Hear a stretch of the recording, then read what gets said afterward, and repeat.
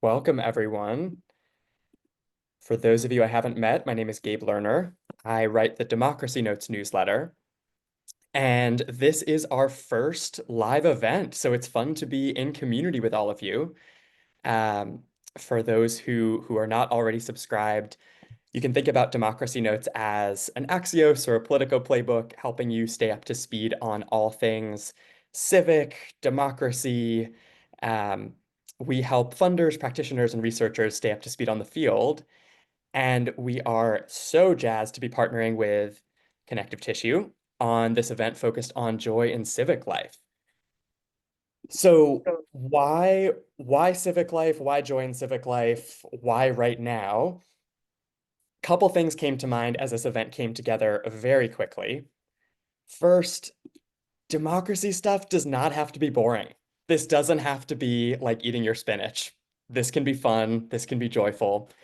Um, and even with a big, exciting election that just happened, there's a lot of important, interesting stuff going on in civic life, in our democracy at the local level. And often those local conversations and the interesting work being done at the local level gets overlooked in often national, often federal conversation about our democracy.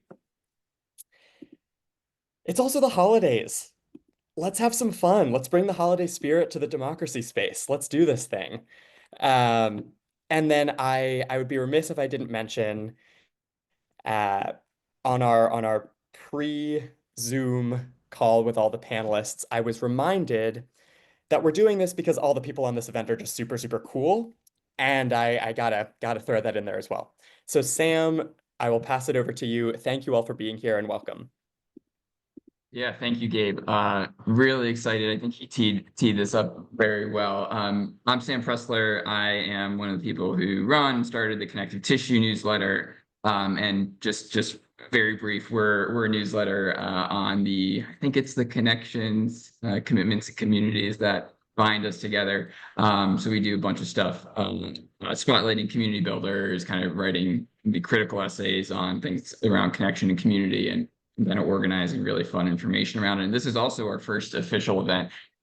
I'm super excited. I mean, I have a lot of stuff that brings me to this work. I think the most starting point is like I started an organization called the Armed Services Arts Partnership, or ASAP, which is now the largest community arts organization in the country for veterans and their families. And like the core of that work was fun and joy. Like our most popular classes were stand-up comedy classes and improv classes. And I always said, like, if you want to start working with veterans in the arts, like the starting point is it could be poetry or finger painting. No offense to those two things. It's going to be humor and comedy and these things that like people actually want to come together around. The other thing that I think why we really wanted to host this event, I recently did a policy framework on the role of government in strengthening connection in communities and did a rollout around that. I probably have had 100 to 150 conversations as part of that rollout process.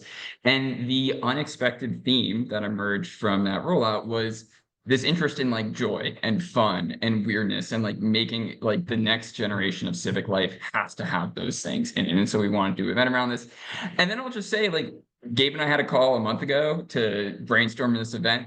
We're like, okay, let's do this event on civic fun, civic joy. I emailed Ash, Richard, Evan, and Natalia within 30 minutes. They all each got back to me within 30 minutes. And an hour after that, we had this event on the book. So I think it shows both on our end and on your end the degree of interest in this topic. So with that, I want to just give a little bit of an overview on how we're going to go about this event. We think the key to civic joy and civic fun is not talking about it, it's showing it. It's a show, don't tell. And so we're going to start with like a set of quick hitter presentations from the folks who are joining us, the kind of panelists today. So the first presentation will be Evan Weissman, founder of Warm Cookies of the Revolution in Colorado. He'll be followed by Ash Hanson, the Creative Executive Officer for the Department of Public Transformation. She'll be followed by Natalia Benitez Perez, the Director of Boston's Mayor's Office of Civic Organizing. And then Richard Young, who's also our moderator for the panel and the founder of CivicLex, will close out the presentations. After that, Richard's going to jump right into an interactive panel before we conclude with an open Q&A until we end at 3:15 Eastern. So a few quick notes, and then we're going to jump in. We ask that you stay on mute until asking your questions during the Q&A, but we do have a Q&A function here, so please feel free to use that to ask questions throughout. We'll try to integrate that during the panel and then get to that during the event. And so without further ado, let's bring the fun people on stage and get us started. Where is Evan? Let's spotlight this guy. All right. Am I on? Can you hear me? Great. Okay, I'm going to bear with me for a second. I'm going to share my screen. And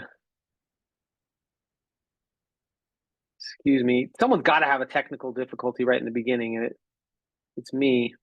It wouldn't be fun. It wouldn't be joyful if we didn't have one.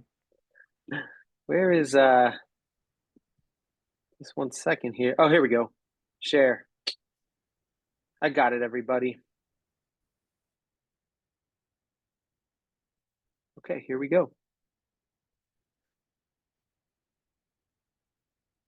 All right. So I'm gonna start off here. A short video. This will hopefully explain it better than me talking. Warm Cookies of the Revolution, we are a civic health club.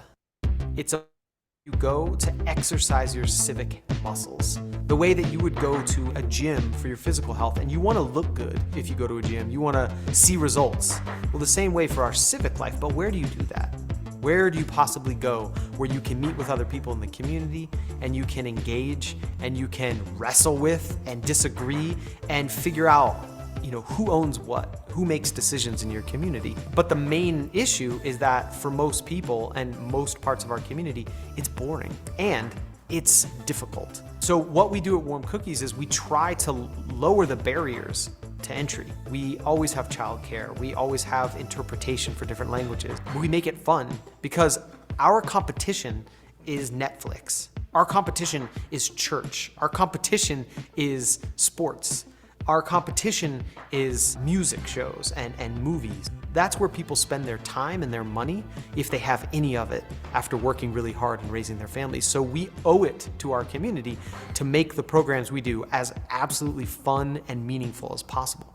And it's going to be something cultural or artistic so that people want to come and engage in these issues, and then they leave knowing and having tools to what they can do to take action. What we've been doing for decades in this country doesn't work. And we know it doesn't work because civic life has become voting. And civic life has become a red team, blue team. And we know that what we're doing gets past that, gets deeper than that, and ultimately has the ability to transform our communities in a way that voting and partisanship never will and never has.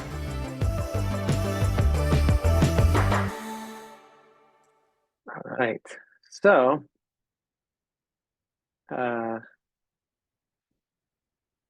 another technical, here we go. I just don't know how to, oh, there it is. Okay. So what I'll just tell you about in the time that I have left is, so we focus in urban, suburban, and rural areas and the connection between them all. So we're trying to show you what's what. So we have way too much stuff over the past 12, 13 years. So if you can see on our programs here, we really make sure to make things that people want to participate in. And so we think about our design a lot. So, Sunday School for Atheists, you can talk about forgiveness or obedience. This Machine Has a Soul was our attempt at, and our successful attempt at getting participatory budgeting. We have a tax day carnival, which is exactly what it sounds like. The People Versus is a mock trial, putting on trial things we never get to. So I'm going to go really fast on some of these, but you'll see stupid questions, stupid talents, syntax bingo. We have a lot of these, and they're all things that we can replicate. It's the people that are involved. We've been involved with about 1 million people. 72% take meaningful civic action afterwards. But the biggest thing is the part on the side there, which is the people who come to our programs and we engage with are by and large people who are not traditional civic decision makers.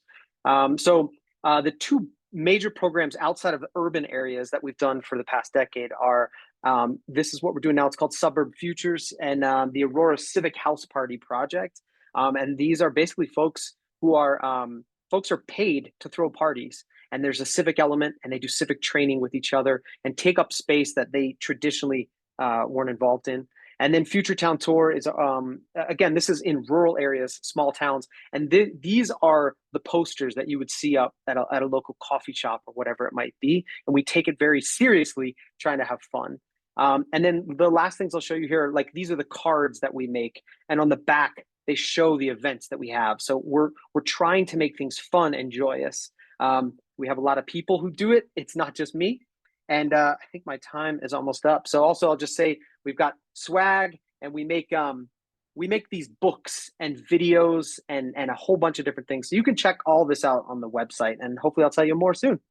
Okay, I'm done.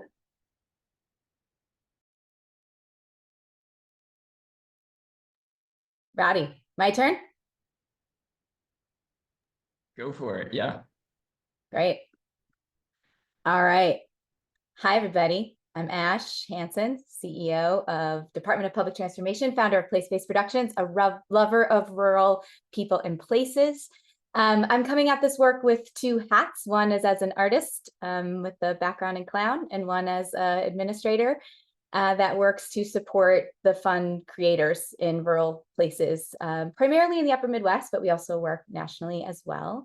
So I'm going to just share a little bit about the practice as a theater artist, and then move into the work that we do with Department of Public Transformation.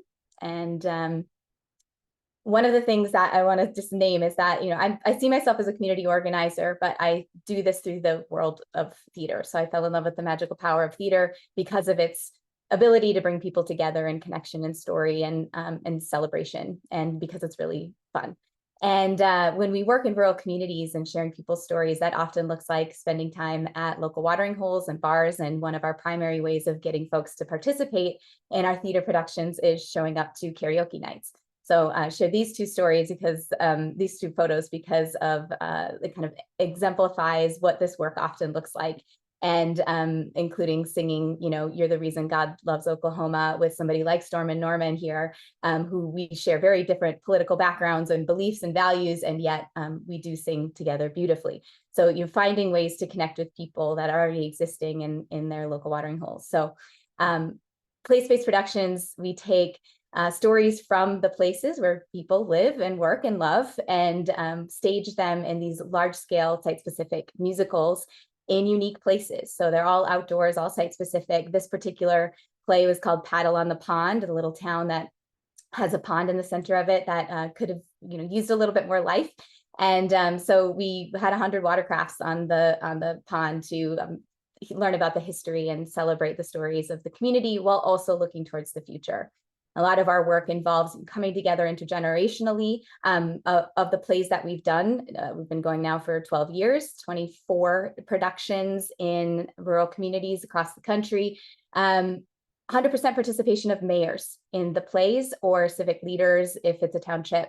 And that is really important to us, because what it means is that you're getting to be silly and do silly theater games and clown around with your local leaders. And stand in a circle in your public park and hold hands and pass the pulse and say, like, I'm connected to you. This feeling of we did this together, we created something from nothing, we had ideas and dreams, and our stories all came together, and we made a magical day of wonder together. We found cross-cultural connections through stories that we shared about our mythologies and our histories and our ancestries. We lay down on the street and we kick our feet in the air, we dance together, and then we celebrate and mourn. So this is from a project in the Central Valley in California right after the pandemic, and really reckoning with the impacts of the pandemic on this community, and looking at it through the lens of what if there were no flowers in a place where the super bloom always happens? So how do we take these things that we're afraid of and turn it on their head a little bit to see, like, if we look at it differently, perhaps we could look at it with, it could bring us some more joy, and we could see the hope behind it. So as a theater artist, I was interested in all of these different questions and seeing how rural artists across the country are managing and bringing more civic life and enjoyment to these processes. So I bought a little yellow school bus in 2017 and traveled across the country interviewing rural artists. and trying to figure out, what the common themes are around how arts and cultural workers are bringing more joy and play to get people involved and invested in the places where they live. And that launched the Department of Public Transformation, which is a nonprofit that always has hospitality, celebration, and clown noses available at every event.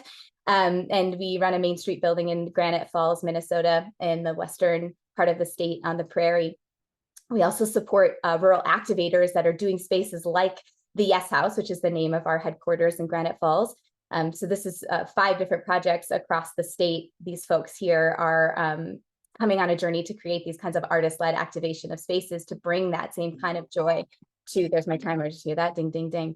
And then how we integrate it into civic systems. So this is another example of working with affordable housing, folks working in affordable housing in Western Minnesota, and how we can connect them to working with the artists in their communities to bring that kind of civic joy. So I'll stop there, and we can talk more as we go. Thank you. I guess it's my turn now. Let's see. Hopefully my internet cooperates with me today. Screen, perfect. Can everybody see? Amazing, awesome. Hello everyone, so happy and thrilled to be here. My name is Natalia Benitez-Perez and I'm the Director of the Mayor's Office of Civic Organizing for the City of Boston. I will happily talk about the things, the amazing initiatives that our office does. So building connections through joy, who we are and what we do. The Office of Civic Organizing empowers Boston residents to really connect, collaborate, build community, and be active citizens around their areas. I am showing my team here. We are a team of 3 people, which is a very small team. With that, I wanted to tell people, you can do amazing things with very little budget, with very little people. It's just about the will, the power, and the connections that you have with community and the work that you're able to put forward. Okay, so my office, we talked a little bit about why this office was created too. This office was created in 2021 when Mayor Michelle Wu ran for office. We sat down and explored the idea of having an office that would really bring joy out to community. So a lot of the times we tend to connect with residents when there's a shared issue, and likewise with communities and local government when there's a shared issue, when there's a problem, when there's something going wrong. And we wanted to change that. We wanted to bring an office that could support people in having fun and connectivity and neighborhood pride. So one of the first things we started doing was the Block Party Grant. We started this in 2022 before we had even funds for the grant. We came up with a Block Party kit, and we're helping people obtain the permitting that they would need to be able to close the street down and invite all their neighbors to have a potluck and share music and share fun. Because this was such a successful first year, we put some money aside. It was honestly $30,000, which is not a lot of money for a big local government. But with $30,000, we were able to grant about 54 block parties the first year and about 54, 55 the second year. We give people up to $750 for them to spend however they feel like spending on food, supplies, face painting, DJ, whatever they feel that would bring joy into their street and their communities. The other way, there you go. Because this program was so successful and people really wanted to expand it all the way to Halloween, we explored the opportunity to start Spooky Streets Grant. So we basically did the same thing. We building on the success of the Summer Block Party Grant. We introduced the Spooky Street Grant, which is a micro grant of $250 to 40 events. This is the first year we hosted it. And about 3,000 residents across our city and neighborhoods were able to enjoy block parties in their neighborhood, bring their kids out. Especially in Boston, it gets really dark really early, about 4 p.m. at this time of the year. So we wanted to make it a fun and safe activity and way for people to come out and enjoy their shared spaces. And this is just Wanted to show a little clip from one of our amazing residents. Her name is Dorothy Fennell. She actually wrote a really nice email to our office. This is something that she wrote. Change takes time, and sometimes people just need to see the change in order to visualize the potential. It's hard to say no to a bunch of happy kids. And she was referring to one of her neighbors who have lived next to her house for about a decade. And because they don't share the same political views, they don't talk to one another. And this was the first time they were actually able to just enjoy a night out as neighbors and enjoy a hot dog and just be civil and nice to one another. And that we take it as a huge win. Like this is the reason why we do the work that we do. We really try to break down those barriers and have residents really enjoy that connectivity and enjoy their neighbors and their neighborhood as a whole. And another one of our key projects is Love Your Block. We mobilized around 2,000 volunteers and host about 100 sites. This is a big beautification project that we do in the city of Boston. So every April after winter time, people are excited to be out and about, especially to come to the park and the street and clean and be in community. So we make it really easy for people to have community-led cleanups. So we provide t-shirts, we lend tools, we partner with the Public Works Department and the Parks Department to handle that trash collection. So all we ask for residents is to bring themselves, gather some neighbors, and beautify and take ownership of their shared spaces. And lastly, we have the Civic Summit. This was the first time that our office hosted a big event. We held the first ever City of Boston Civic Summit. This event was really designed to bring people together, especially those upcoming civic leaders with already existing civic leaders, so that people can really talk to one another, network, get to know the work that everybody else is doing, and learn practical information that they can really bring back to community and put into action. It was such a great event. We're in the midst of planning it again, and we're so excited to bring this again to the community. And this is just an awesome collage of a lot of photos that we've had throughout our events this year. We have some block party photos, we have some of the Civic Summit, some of the cleanups. We obviously partner with a lot of nonprofits and organizations and neighborhood associations, but we also partner with a lot of city departments like the Boston Police Department to bring the police out into community and do community policing and build that trust. So we have amazing partnerships with a lot of our folks.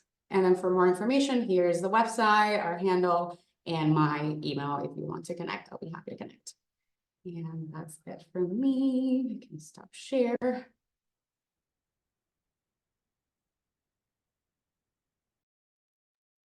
Richard, you're on mute. Hi, sorry. When you share a screen now, it moves the microphone stuff. Anyhow, hey y'all. Richard Young. I am the founder and executive director of CivicLex here in Lexington, Kentucky. I'm going to speak very, very briefly about what we do so that we can jump into these questions pretty quickly. But I think it's helpful to know our work to give you the context that I have coming into this conversation. So our work is all focused on strengthening civic health here in Lexington, Kentucky. We're about 7 years old. And when we say that we're strengthening civic health, we talk about it really as making it as easy as possible for folks in our community to shape our community's future.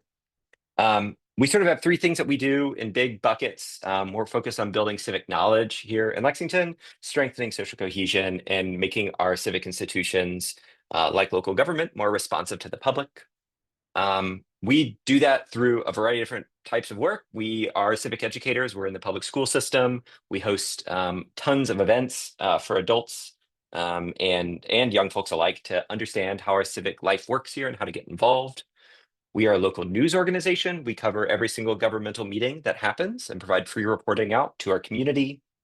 We're focused on public spaces because we know that those spaces are the places in which people meet folks that are different from them.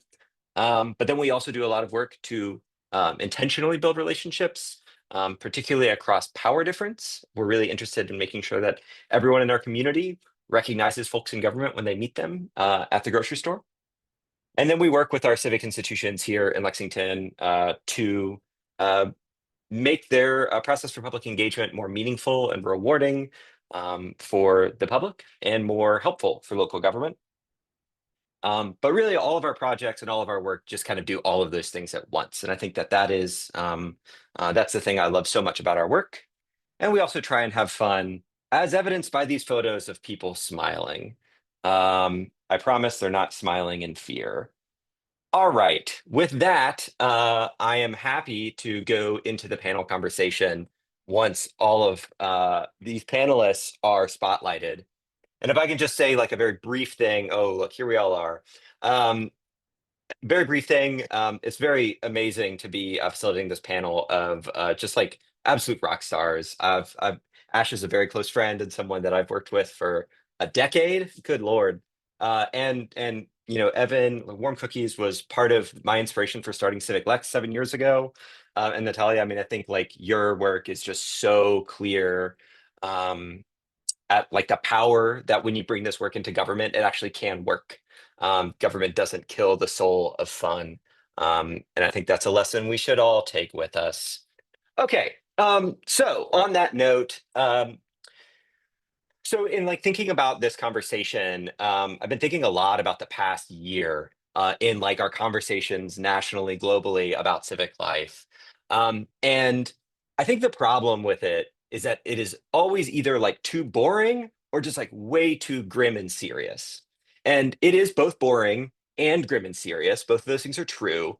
But I think there's a problem in that we're sold this sort of narrative of like collapsing civic life by the media and by everyone around us.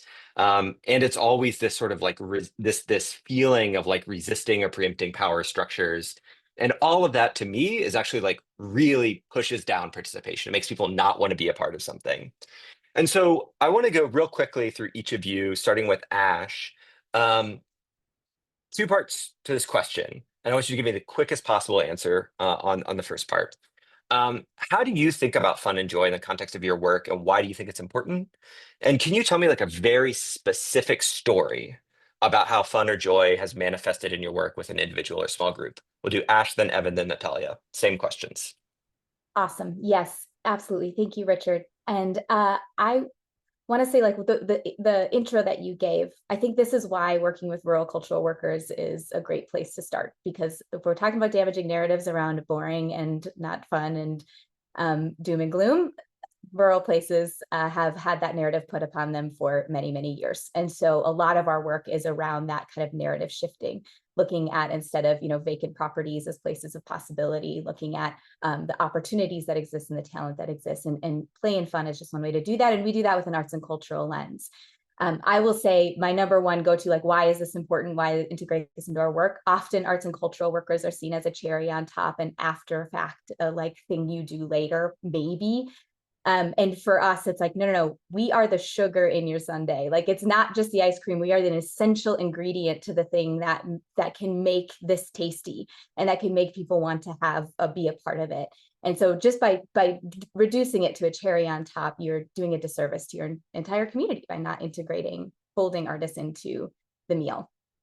And I just wanted to share one example of a way that this work can support the joy bringers. So our organization, yes, sure, we do fun and playful events, but we're also trying to resource people doing fun and playful events, and then bring inspiration and that feeling of camaraderie and connection that to keep going. So at this most recent Main Street America conference, I got the opportunity to work with Main Street directors across the country to ask them about their work, what brings them joy. And then we wrote a song about what brings people joy inside of their work within the civic realm. And so it's non-artists talking about joy, then getting up on stage and singing about joy. And the response from that afterwards, or not all of them were not artists, but a lot of people are like, I don't identify as an artist and I don't identify as a singer, but then we're standing up on stage and we're singing, we're the heartbeat of America and we're knocking at your door.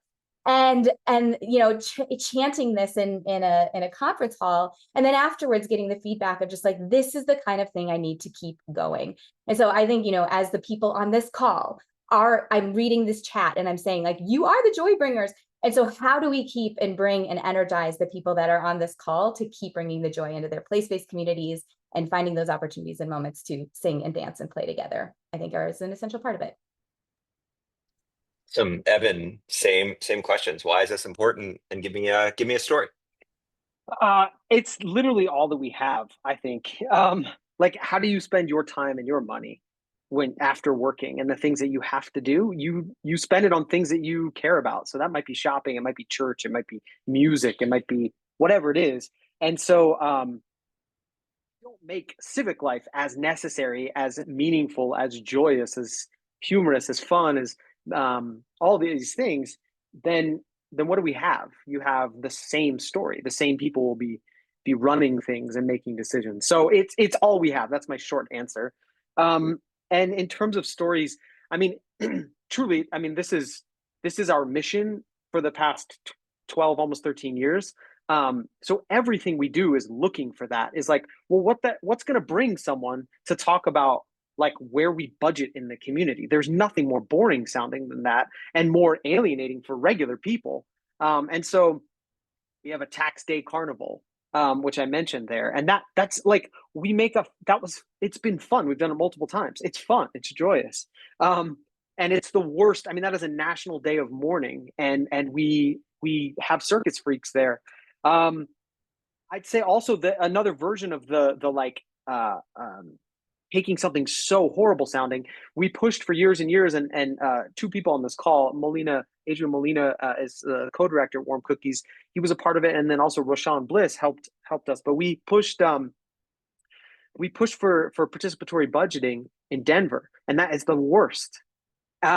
Just saying those words is horrible. So we started off, we built 2 suitcases. Or we didn't build the suitcase, somebody else did. But there was a suitcase, and we would open it up, and there was a Rube Goldberg machine in there, and people would come and we'd give them a coin, and there'd be a magician or a poet that was doing all this with them and say, okay, here's $1 million. How do you want to spend it? And they'd talk about it, and then they put the coin into the suitcase, and it does its crazy stuff, and then out comes a piece of paper, and it says comments and concerns. And we hand it to them, and they're like, what the hell? Because that's how most people feel in most government processes. And so then we had this other one that showed them the possibilities. This is what the new system could look like. You have to participate. It's difficult. You need experts. You need people from the government to help you. You know, like, it's not just magic and wishes. And then the last thing I'll say, and I know you said 1, but I'm giving you 3. I'm just a horrible person. Is I mentioned, and I haven't even gotten into our rural work, which is probably the most exciting on this front, but in the suburban work, these civic house parties, having these mostly refugee groups get together and talk about, be given the space in a very busy life to have a party and be able to talk about death and what that looks like in this new country. To have a men's group of this was all Afghan men, to talk about men's issues. So these are not even civic in the traditional sense, but they're like the underlying root. And that is what we try to work on all the time and bring joy to it. Awesome. Yeah, I mean, all of that is so deeply inspiring. I mean, I think this I will take with me. No, 2 more boring words in the world than participatory budgeting. Nathalia, same questions. Oof. So I think of my job. So my job is to strengthen social fabric in Boston. So naturally, I think of fun and joy as the glue that brings people together and helps neighborhoods really feel like communities. You know, this is an urban area, so everybody's so busy. Everybody has a million things to do up and down. There's like transient communities. There's communities that have been here for decades and generations. So it's hard to create plans that really work for everybody, but that is what we do. So fun and joy aren't frivolous. Like, they're tools that we use in government to break down barriers, obviously build trust, and make civic participation really feel meaningful. You know, they remind people that really getting involved in their community isn't just about fixing what's currently wrong, but it's about celebrating what makes like these neighborhoods really special and what makes the people in the neighborhoods really special. So when we have fun together, people are far more likely to stay engaged with us, with people, with their communities, and feel like they have really a good ownership over their shared spaces. And a story on how fun has shown up in my work. Honestly, I love planning time, especially for block parties, is my favorite time of the year, just because I get to really help people that have never thrown an event before, maybe just moved to their area, especially the college students. That's some of my favorite people because they're so eager to get to know their community, the community that they're moving into. So helping them through all the process with all the permitting, making sure that they understand what they need to do, and being that person that they can just call for help brings me a lot of joy. But the fun comes when all those block parties are happening during summer and I get invited to all of them. I'd say most of them, but I tend to go to a lot of them. So having the time to be being in community with community, having different food, getting to know people from all over the world, and just listening to those stories of why they made Boston home, to me feels really special, and I cherish that connection with constituents a lot. Yeah, absolutely. I mean, I think like, I mean, any of us, right? Like if we were given the option of like going to a like uh, man, I'm just gonna pick on participatory budgeting. Dang. Like participatory budgeting meeting or a block party, like which are you gonna go to? It's like the most clear answer possible, right? And so I think like that's what's so important about all of your all's work is that really acknowledges that, right? It acknowledges the things that the innate things that drive us as people and actually make us want to show up and participate in something. A sort of like the dark side of that coin, right, is this like innate sort of cynicism that we all have. And I think it's like really been growing over the past decade or two. Maybe that's just like as I'm getting older, I'm getting more cynical. But I think that like for good reason, a lot of people do feel sort of cynical or disengaged in civic life, and that is sort of one of the things that I feel like everyone talks about a lot in this field. And I feel like there is a little bit of a tension there in balancing joy and fun and not like sort of being condescending through that um, in relation to that cynicism, right? Like sort of the need to like balance joy and fun and confront these sort of deeper systemic challenges that can feel like really personally overwhelming for folks. So I wonder, Evan, why don't we start with you? Then we'll go to Ash and then Natalia. I have like a little bit of like a slight tweak on this question for you. How do y'all confront cynicism in your work? Do you think it's a good that this work, joy and fun, can be an antidote to that cynicism, Evan? Most definitely. I mean, cynicism, it only leads to retreat. If you think about it, to be cynical, it only leads to retreat. I understand why people are cynical. And if you've been burned over and over again generationally, that makes complete sense. So it goes back to what we were just talking about. How do you get people in? Well, then hell yeah, you need to come up with a better way to do it than pounding with the same ways of like, you should show up on Tuesday at 2 p.m. at this scary building. We don't have childcare. It's not in your language. And you maybe have only come here for court. So that the first thing you have to do is you have to show that people actually can have power, and if they might very reasonably not feel like they have. So I always go to these two questions of, well, what is it that you own? And I think that when you answer that question and you get past, well, it's my shirt and my bicycle and this, and you get to, well, I do own the streets and I own the schools and I own the jail, and we all own all of these things collectively, then it comes to, well, what does it mean to take care of those things? And then I think you can also ask a question of, you just walk around your neighborhood, what does it look like? What are the jobs that are available? What kind of food is available? Do people look like you? Do you feel safe? Do people speak your language? These are all decisions have been made at some point along the way that isn't just one vote, that have made your neighborhood and your community look the way that it does. And so you have to show up to make these decisions, and or else someone else is going to do it. And so I think that the joy is in that process. And I think a lot of people think that it's going to be scary, but I think if you talk with activists who have had to push for civil and human rights, they'll say that that's actually the most fun and joyous time they've had, even if they were getting beat down, had to go to jail or prison. And I think even if it doesn't rise to that level, but that is a beautiful life to work with other people and to create. And so I think that that is the challenge, is to let people know that. Absolutely, Ash. Like, how do you sort of tackle this through your work? Yeah, the antidote to cynicism from my perspective is just curiosity, and Evan was touching upon that too. And so whether it is as a practitioner being curious first, and what we call in our theater work is what's the thing behind the thing. I mean, it's a game. And it's like, okay, you're sad or angry or upset or cynical for a reason. And my job is to lean in as far as I can to try to get to the thing behind the thing behind the thing. And so if you practice doing that with, say, improv games, I saw somebody in the chat just started improv classes, great job.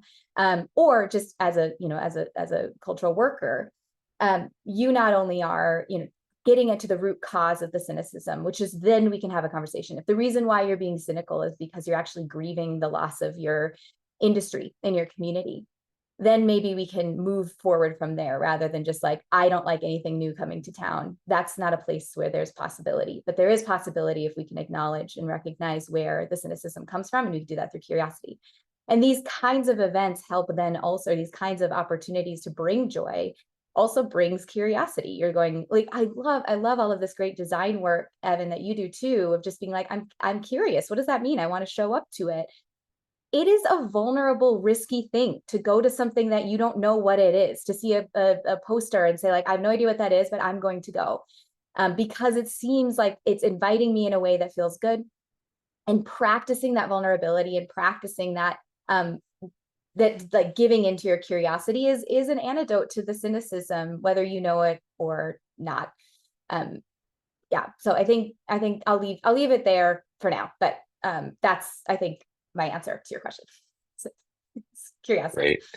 Great. And a question came up in the chat that I want to come back to here in a minute, about like how we handle this like cynicism versus like, right, like this sort of real like pain that power structures can put down on people through civic life. So I want to come back to that here in a little bit.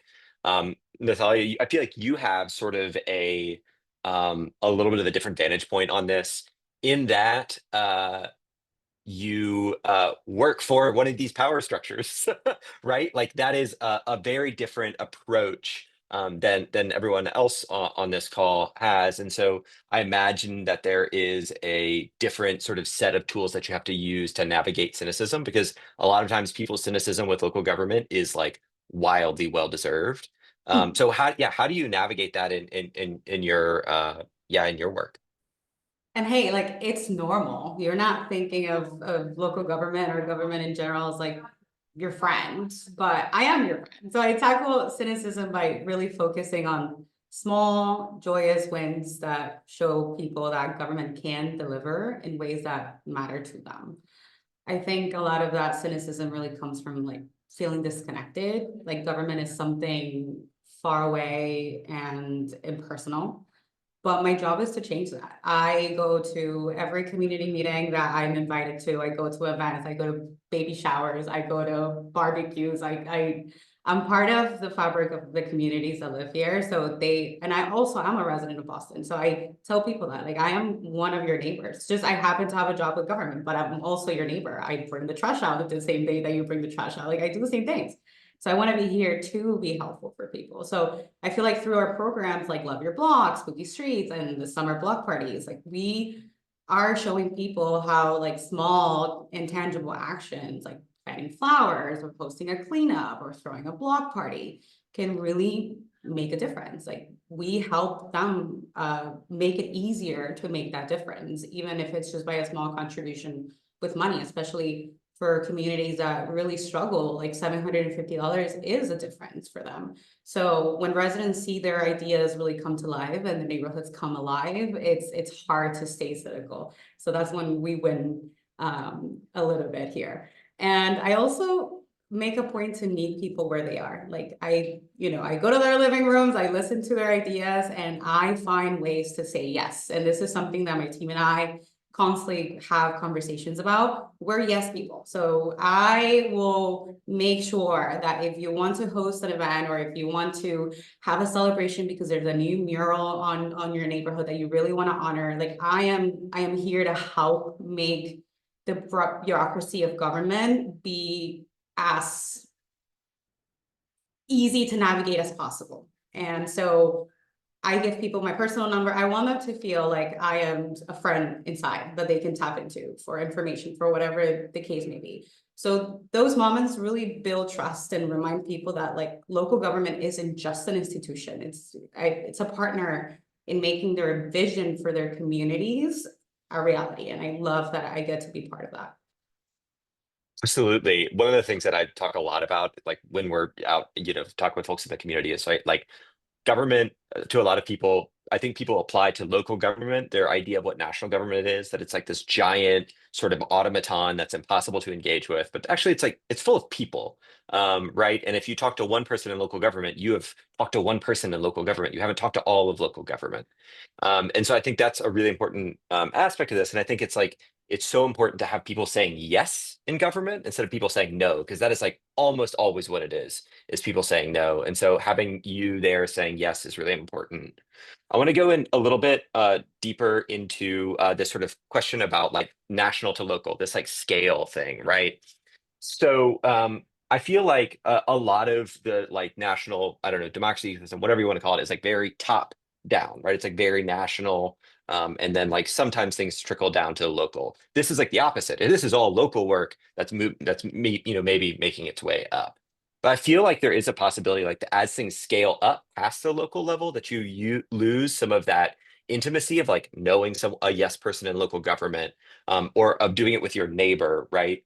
That happens at the local level. That's like super, super important. So like do you all see that as being the case? Like, do you feel like that as things scale up beyond like the local level, it loses that? Or do you all feel like if this is possible at a bigger level to really have that same type of intimacy and joy that makes your all's work so special? Why don't we start with Ash, then we'll go to Natalia and then Evan. And Natalia, I have like a slight tweak on that question again for you. Yeah, so this question around scale is something that we're thinking about a lot at Department of Public Transformation, because there is a lot of need. The need is great. A lot of communities saying like, can you help us create a community gathering space, or can you help us think about, how we're engaging people differently? And so for us, it's about scale looks like supporting the place-based practitioners. So it's like, how can we as an organization that is doing advocacy work and maybe has a little more capacity to advocate for those resources, redistribute to as many of the people doing this playful and creative and energizing work in their communities as possible, and making that so that we do have our local home base and we are doing this work and we have our local based practitioners in that way and on our staff, but we also do a lot of this work in terms of spreading the love and spreading the resources as far as we can to get it into the people's hands who are doing that. So I like Natalia, your example too of just like, how do we resource the people to do the play? It's not just on us, but I do think it can work if you are actually funding the local level and not like just keeping the conversations up here, though it can be broad reaching. It just has to be like reaching the people who are actually doing the work, I think. Natalia, I feel like Ash is just talking about this sort of like this vertical scale. I feel like you maybe have a little bit of a different problem in that like it's a horizontal scale, right? Like how like you're part of local government that has many different divisions and departments, I'm assuming. So how do you think about scale in that way of like pulling people in from the sort of sides of government, from other divisions and departments into the work that you're doing that's so yes forward? Ooh, I think of scale like all the time, but I think not in terms of size. Perhaps for me, it's more like depth and connection. I've taken the time to really create really organic relationships with a lot of the city employees and other departments to really have that buy-in. If they like me, they'll probably say yes to me quicker. So that's usually a thing that I do. But we're always looking for ways to collaborate across city departments to scale joy, in general. And most of the work that I do would not be able to be done if I did not have the support and collaboration of the rest of the departments. So for example, when we were looking at the block party grants, we saw that there were just so many applications and processes and permitting, and it was just like too much. And so I was able to sit down with you know, the special event people and like really go over everything and say, is this really necessary? Like, do we really need a permit to have like a potluck style food scene outside of my house? Like, this seems unnecessary. So we have worked together so much to really streamline all those processes to make it easier for people to just have that civic, you know, that party without government telling you, you need, you know, five permits for this, 3 permits for that. So I've been able to do the work really because the people that also work with me in other departments have been attuned and you know, connected with the work that we're doing and understand why this is important for the city in general. And at the same time, again, they also live in Boston. They're also residents, they're also neighbors, they're also connected to their own area. So it's just easier when everybody has that commonality of understanding of why this is important. But for us, like ultimately, like scale isn't just about reaching more people. Like it's really about creating partnerships and frameworks that make joy accessible, repeatable, and sustainable across the city.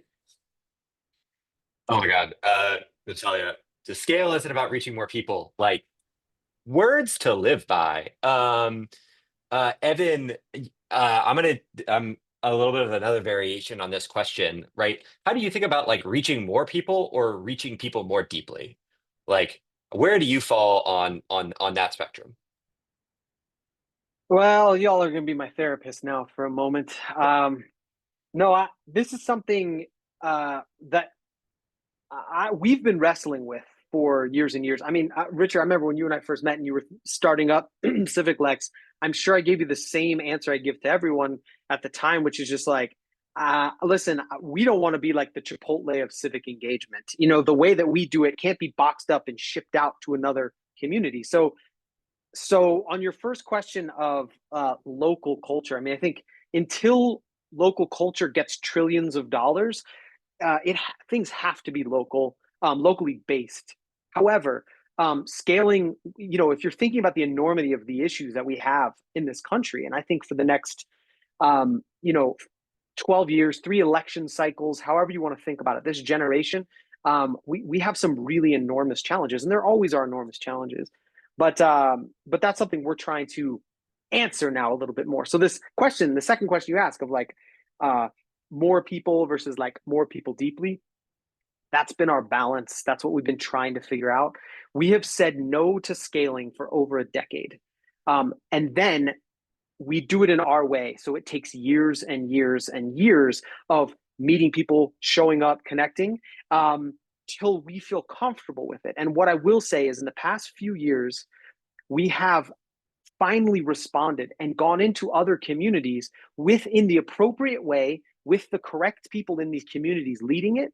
And we are serving as we're realizing what our superpowers are and what they aren't, and respecting people the way we would want to be respected as artists and as residents. So speaking of that, I mean, that where we've landed now is I'm answering that question completely different than I did when you and I first met and anyone else I've talked to over the past 12 years, which is we are like in the process now of thinking of ways, how can we scale? And so I'd say 12 years of saying no to scaling means I'm a little skeptical of it as an answer. But I would say if you're doing it, you have to be extremely thoughtful. And so that like what we're currently trying to do is thinking about, and I'm sure many people on this call are thinking about, are there ways that we can create toolkits that are kind of open source and horizontal? Are there ways we can convene? This is what we're trying to do with Warm Cookies. Are there ways that we can convene other people who are doing this kind of work? Are there ways that we have something to offer and we can train other people in kind of our method of civic artistry, and other people can train us in their method of civic artistry, or however they call it? We've said for a long time, we want because our thing is a civic health club, but we want a civic health club in every strip mall in every suburb in this country. And that hasn't been a reality yet, but we're like stepping into that and stepping into this idea that there can be places, no matter where you are, rural areas, suburban areas, or urban areas, where you can go, you don't have to spend money, you can dig in. And these are different than public institutions like libraries, which can be these places, but in other places, those are not. So anyways, we need the capacity for it. I'm assuming we're the smallest organization on here, but we just need that capacity, and we need some people to invest in us, and that's what we're working on right now. Yeah, absolutely. I mean, I think, I've been hearing a lot, there aren't a whole lot of like models like y'all's, Ash, like yours, Natalia, like yours in government. And I feel like the thing I'm hearing a lot more out there in the world is like how can we be thinking about scale like as community to community instead of like national to local or local to national to local, right? Like how can we be a little bit closer to like peer to peer scale? So I think that's really great. There's some questions coming through in the chat that I've been directed to by Sam via private message. So I'm just putting that out there in the world. That I'm going to jump into the first one that is a little bit of a cheat because it's kind of one of the questions I had anyways. So it's an easy thing to do when you're facilitating and are therefore in control of the conversation. So I want to talk a little bit about measurement, everyone's favorite topic. So I'm sure this is a thing that y'all get asked a lot, is how do you measure the impact of your work, right? Like it can't be real if we can't quantitatively measure it. So I would love to hear how you personally measure having a good time, and how and how you report that. Like, should we even try and measure the sort of joy, fun element of this? Are we getting people like surveys afterwards that are like, "Did you have fun?" That seems like a good way to make people not come back to anything ever again. So like how do you all think about measurement? How do you all think about yeah, knowing if you're successful? Sorry, that was terrible moderation. Natalia, why don't we start with you and then we'll go to Ash and Evan. That was like a rant that descended into moderation. Natalia? I can definitely start. Not only I have to measure when it's time for budget season, right? So that I can ask for more funds, but I also have to measure because a lot of the initiatives that we do also are funded by external partners. I have to look for money elsewhere. I don't have big funds. So this is something that I constantly have to do, but this is definitely attention to embrace. Joy isn't always easy to measure, but that does not mean it's not impactful. So I think the key is to expand how we define success. Instead of constantly just focusing on numbers, we can capture the ripple effects of joy. So neighbors meeting for the first time, a sense of safety and shared spaces, like are more people coming to community meetings than they did last year? Are we losing people? How is this helping us? So for example, when we start doing a new initiative, we measure the success based on how many people applied. So last year when we started doing the block party grants, we had many applications, but we had like 3 to 4 neighborhoods in Boston that we did not receive like a single one. So to us, that's a red flag.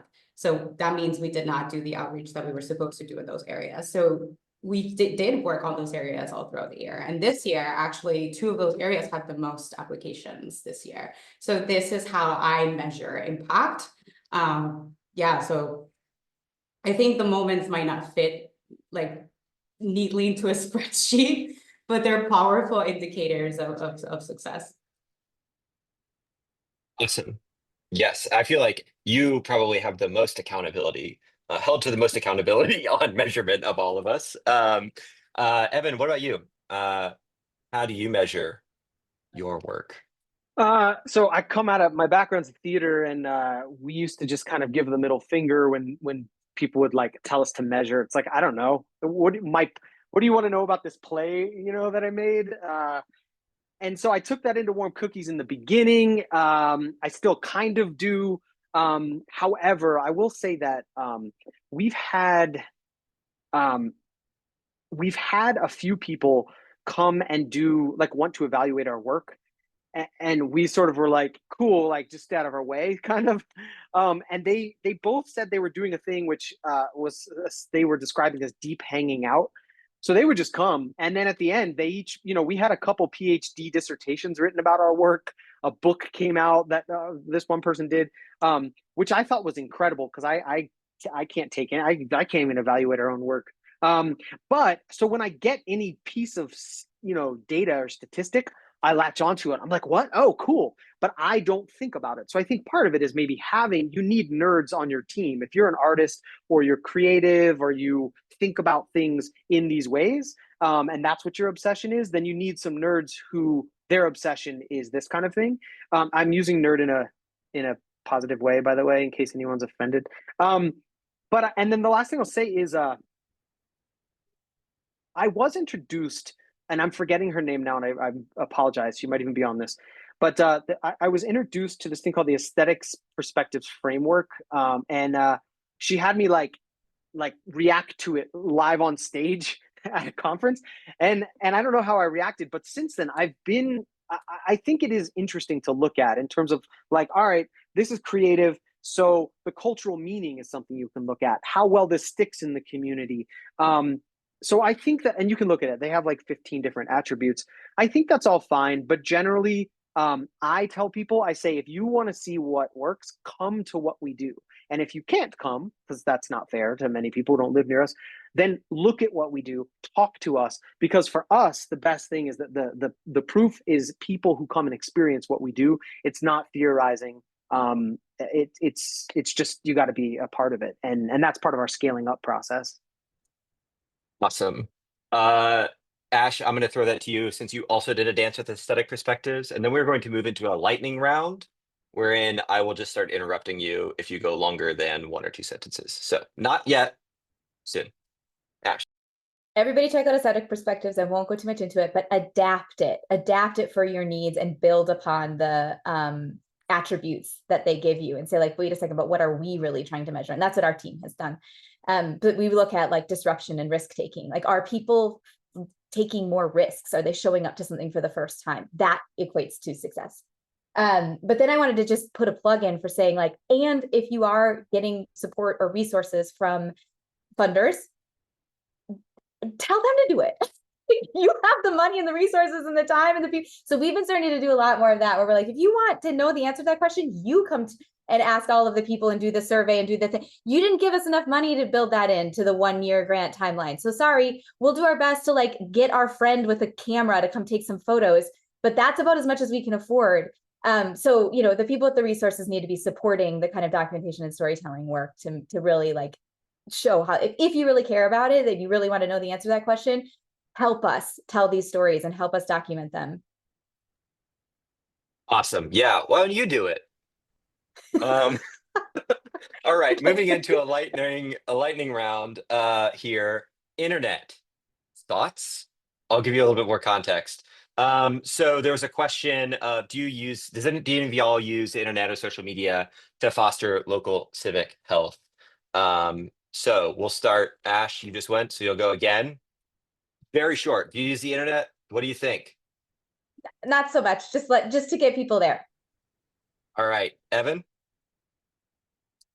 Yeah, we let people know what they just missed through videos and pictures and things, and we promote it on there. But no, we don't do Zooms or things like that. Evan uses the internet to inspire FOMO. Natalia, what about you? Oh, no, we do. We use social media probably a little too much to connect with constituents. And I oftentimes joke because I get in trouble with my communications director all the time. This is a government account and sometimes I forget about it. So I also hate the internet.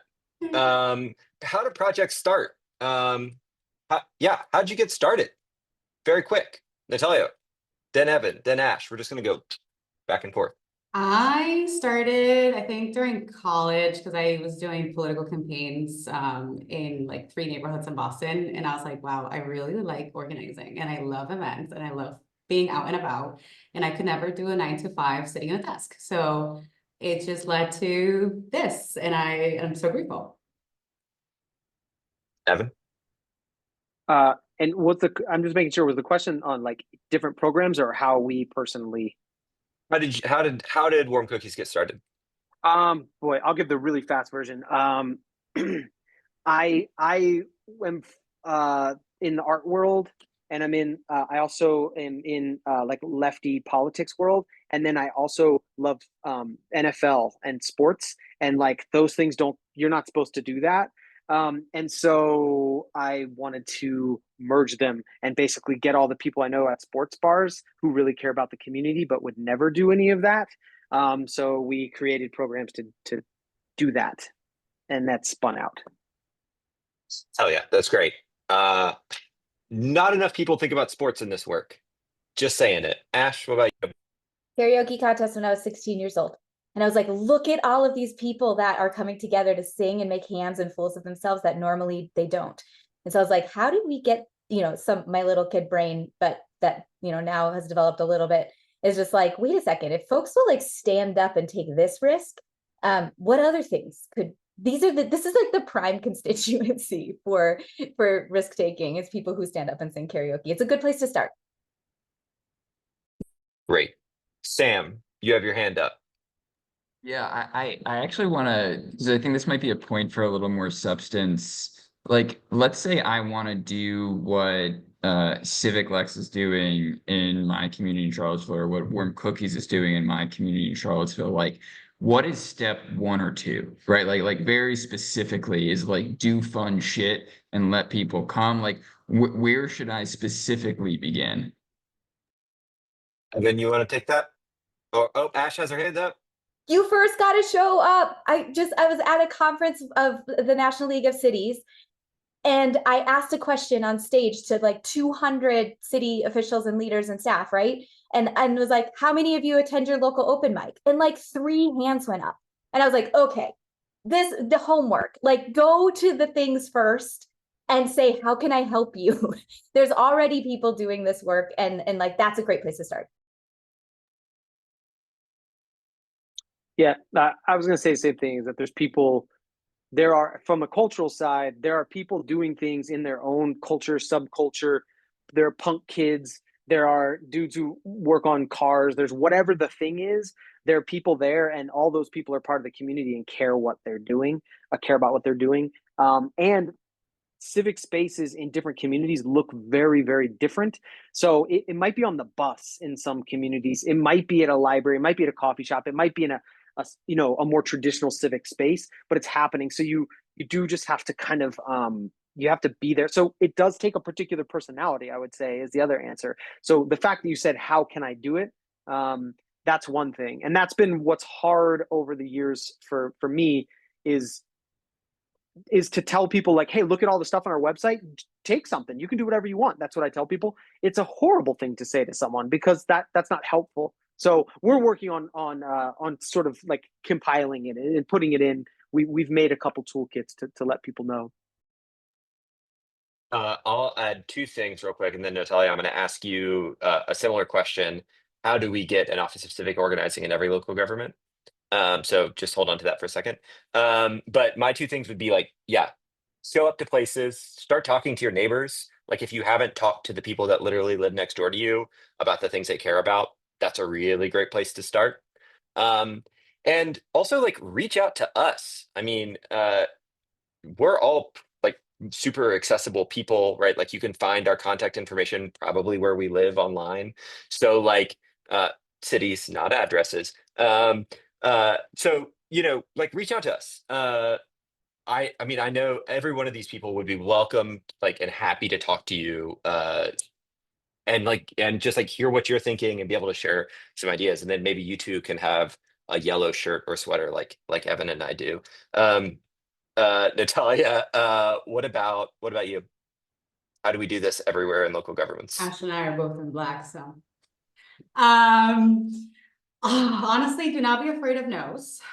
Find your yes people. So if you're a community member and you really want an office like civic organizing in your area, find your supporters. Talk to your city councilors, talk to your mayor's office. You need buy-in. And the more buy-in you get, the better it will be. And also, if we have government people here, you do not need a huge budget. You do not need $1 million, $3 million to create a cool office. Like my programming runs like, I think it's like $100,000 a year tops, which is not a lot of money for local government. It's like nothing. It's nothing for local government. And we're able to do so much with that money, and we find partnerships. So not everything needs to be funded by the government. So I would say find yes people, do not be afraid of no, get buy-in, and be connected to your local government. Like, people want to talk to you, but we need those connections. Oh, absolutely. And Sam, I'm going to take a facilitator's privilege here and ask Ash and Evan two very quick things. Ash, Evan, what was your all's like first budget in your organization? Like what number? The first budget annual, $13,000. Yeah. Evan? It was zero. Like I just started, and then I don't know how much. It was all free space. Had free space, and I got press. The reason I'm telling you that is because I don't want it to be this bootstrapping kind of idea that like you just work hard and do that. Like, it was a thing that I left the theater in our small little theater world here in Denver. So I got press, and I also had access to space, but it was nothing, and it was volunteer. Yeah. Yeah, same. CivicLex first year's budget, like around $7,000 or $10,000 of just like grassroots, support. You have to start somewhere. You have to start Yeah. somewhere, and then you start getting buy-in, and then it gets easier as you go. And that's why the field needs to support place-based practitioners. People shouldn't have to go through the things that we went through, but you can, if you want to go through it, you can go through it, but people And shouldn't you have to can do it. too. You can too. All right, Gabe, Sam, Y'all, thank you. this was Turning the it best. over. Thank you, Richard, for moderating. Thank you, Ash, Evan, Natalia. This was just a tonic for the soul and so much fun. Couple final wrapping up notes. We will send out the recording over email. We'll send out some of the resources that were shared. This chat was super rich. So Sam, we should connect on compiling some of that in a good way for our newsletter audiences. And then I know we were told on this panel, one, wear orange or black. That's important. But we were told on this panel, don't do surveys that measure joy. But we do have a survey for you when the Zoom is closed. So please take a moment to fill out our survey. It will help us do more of this. Thank you all. Thank you. I'm Gabe with Democracy Notes. This has been put on by Democracy Notes and Sam Pressler and others Connective Tissue. Thank you all for coming.